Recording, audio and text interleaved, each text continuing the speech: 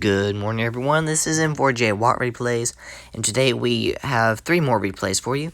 And this first one is XT Skillshot driving the SU-122-54. For those of you who didn't know, this tank destroyer, the SU-122-54, has the highest damage per minute in the game as of the moment, easily reaching over 4,000 DPM with that slightly under 6-second reload and doing an average of 400 damage. It will really tear apart any tank it encounters. It has already been 4 minutes into this game. Both teams have switched spawn points there, and he is on the enemy side sniping the tanks over on his side as well. He gets a nice HE round into that German bulldog there. He's going to load the AP. Unfortunately, he does miss that shot. So he's going to turn his attention to this Conway over here to his left. He's going to go for that shot. Unfortunately, there was that steel container in the way. I'm just going to come over here, take out the T-32, then turn back to the Conway. He's going to get one shot off, and unfortunately, he will not be able to take out this Conway. But he's going to try, see if he can hit that shot. Not quite, but now he is going to push forward and see if he can do something to this IS-3. There is a T-54E1 over to his right that is completely obliterating the tank over there. He's going to ignore him, though, and just drive over here to this isolated IS-3 that is completely alone. So he's going to come over here, and actually there's the German Bulldog behind him. He gets a nice shot there on the IS-3, and he's going to go for another shot there. And this IS-3 just does not want to know him. He does not want to know him at all, so he's just going to farm the damage. The Jagdpanther takes out the IS-3 there. The Bulldog, he isn't going to stick around any longer now that the IS-3 is gone, so he's going to turn around and run. There is the Super Pershing behind him, so he's going to turn around here and go for him. Gets a nice 525 high roll there. And now there's that German Bulldog driving around again, so he's going to push up here. Sees the Charioteer, gets a nice snapshot off, and he is bounces a shot from the Super Pershing, reloads, takes out the Charioteer, and there's the T-54E1 directly behind him. Gets a nice 470 high roll there, and he's going to reload and take out that T-54E1. And that is the beauty of the SU-122-54. It does have that troll armor and that really quick reload speed. Not many people expect it to be able to reload in just 6 seconds. So he's able to just come over here and obliterate all the tanks that think he's on a reload when he's actually not. He loads up the HE. Unfortunately, he only splashes that shot there. He's going to turn and try to keep up with that Bulldog. See if he can come around here and take out this Bulldog before the Predator comes around. Unfortunately, he gets 1,000 supremacy points instead. But a pretty good game there. 5,987 damage, 4 kills, and he bounced a little bit of damage as well. And next up we have D_O driving the OBJ-252U. And while he isn't going to be doing a enormous amount of damage, he is going to block a ridiculous amount. So he's coming over here. He gets a nice shot there on that Tiger 1 to start off the game. Bit of a low roll, but a nice shot nevertheless. He's going to sit here and side scrape pretty well, hiding that massive lower plate. He's going to come out. He bounces a 400 shot, which I believe was from the T-28 prototype. Gets another nice shot there on that Tiger 1, leaving him in a 1 shot. He's going to finish reloading, and he's going to come out and see if he can get another shot off on that Tiger. But there's the T-28 prototype, so he gets a nice shot there, and now the IS-6 on their team has come around or the IS, not the IS-6, sorry, has come around and started to hit him from the sides. So he needs to be careful here. He doesn't want to get shot from the IS, and he definitely doesn't want to get shot from either of the T-28s. There's the T-28 prototype, gets a nice shot there, bounces another shot from him, and the IS is wanting to push up right here, so he's going to back up, getting a hold down, bounces a shot from him. Now he's going to push forward. Is he going to be able to take out the T-28 prototype? There is no prototype over there anymore. So he's just going to rush this IS here. Gets a nice shot there. Again, a bit of a low roll. But he's angling, gets a bounce. And he's now just going to face hug this IS. And that's pretty much what the OBJ-252 is all about. Gets a shot there on the cupola, He's trying to get up close so the IS cannot get his gun down to get lower plate. He bounces another shot, and he's going to take out that IS there. There's the T-28 prototype directly behind the IS, so he's going to push forward now. His gun is damaged, but it's not too much of a big deal in these close-range quarters. He's going to come around here. Unfortunately, he does bounce that shot there, and so, so now he's going to push up here and start angling. He is actually getting penetrated by the Cheery. He bounces another shot from the T-28 prototype and takes him out. And he's already bounced 4,540 damage. Only one shot from the IS actually managed to penetrate him. Other than that, not a single tank except for the Cheery has been able to penetrate this OBJ-252U. He's going to push forward here and see if he can't take out that Cheery. There he is. So he's going to turn over, get shot, and the Cheery again penetrates all 3 times. And the Cheery actually doesn't have very good penetration, but this guy clearly knows where he's supposed to be aiming. So he needs to take out this Cheery. He comes out, gets a nice shot there, and now the Cheery's actually using high explosive on him.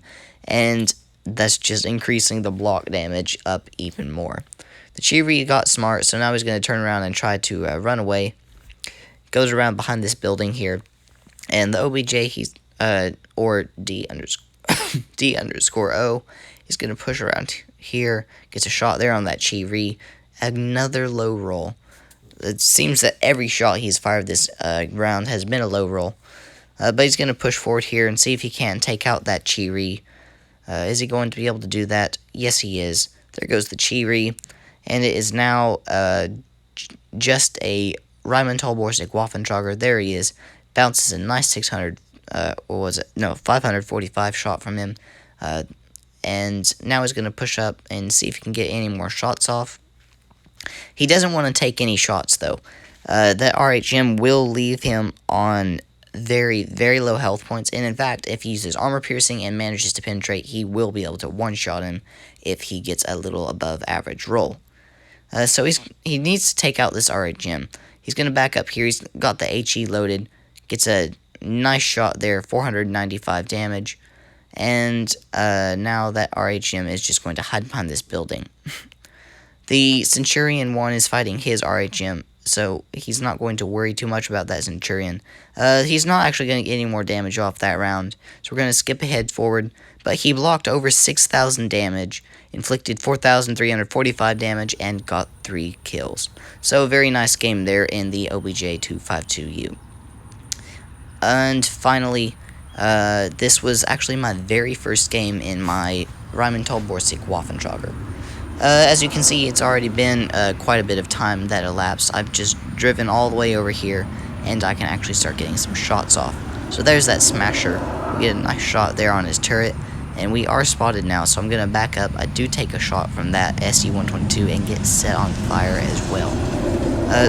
So I'm going to fix that. I'm just going to stay behind this building, finish reloading, and come out and see if I can get any more shots off. And I'm really just going to stay in this position the entire game, because there are quite a few tanks I can actually get shots off if I will just be patient. There's that KV-4. I'm going to wait for him to back up, see if I can get a shot off on him. He's going to turn. We get a nice shot there on him. And now we're going to just sit here. We're not spotted, so we're just going to sit out. We're not going to worry about backing up and hiding during our reload. Looks like that there's that T-32 coming around the corner. So we're going to go for a shot him, take off his track, taking nice 503 roll. And now that we are spotted, we are going to back up and finish reloading before we come out again.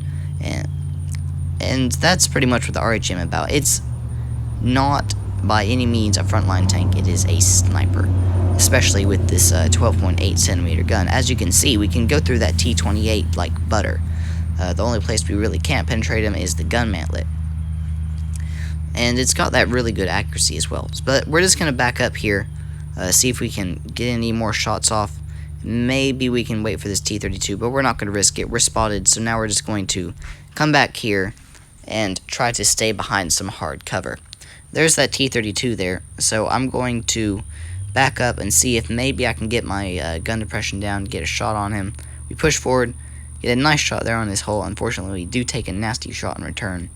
And now we're going to back up and try to hide and use this hard cover. And I don't know what this T-32 was doing. He was using armor piercing. If he had been using high explosive, I would have been dead already, but he was using armor piercing. So now he's at 9 health. I'm going to load up the HE, and maybe, just maybe, I will be able to splash him and take him out. I was going to push forward here, but I'm like, never mind, not a good idea. I don't have the gun depression, and I will get taken out very, very quickly. So I'm just going to sit here. I'm going to be patient. I'm going to let this T-32 push up and make a mistake. And we're going to back up here. Let's see if we're going to turn... We actually turned off our auto-aim when he's driving back and forth here, because it makes it impossible to aim. So we're just going to sit here, wait for his track to poke out, and we managed to splash him with the HE enough to take him out. So now it's just this Indian Panzer left at pretty good health, and he is just tormenting our Lurver because he is... While he is not a fast medium tank, he is faster than this Lurver, and he is able to drive around in circles. So we're just trying to slowly crawl along with our damaged engine here and see if we can't relocate to this position over there and help our Lurver out. So we fixed our engine. We're coming around here, and maybe, just maybe, we'll be able to get the backside of this Indian Panzer. And we will be able to do that. So we're going to come up to this side right here, and we're going to look at him in the scope mode, and we're going to actually load the HE, and we get a nice 638 shot into him, leaving at just 42 health. We're going to back up, finish reloading, and the Indian Panzer, now that I know my camo is no longer spotted, we're going to be very risky. We're just going to poke out, quickly take that snapshot, and eliminate the Indian Panzer from the game. So we had 3 pretty good games here. The first one, the SU-122-54, doing over just under 6,000 damage. Then we had an OBJ blocking over 6,000 damage. And then finally my first game in the RHM, where we managed to pull off 3,000 damage and 2 kills. But that is all for today, folks. If you like this video, please give it a thumbs up. And if you haven't subscribed already, go ahead and hit that subscribe button down below. This is M4J Watt Replays, over and out.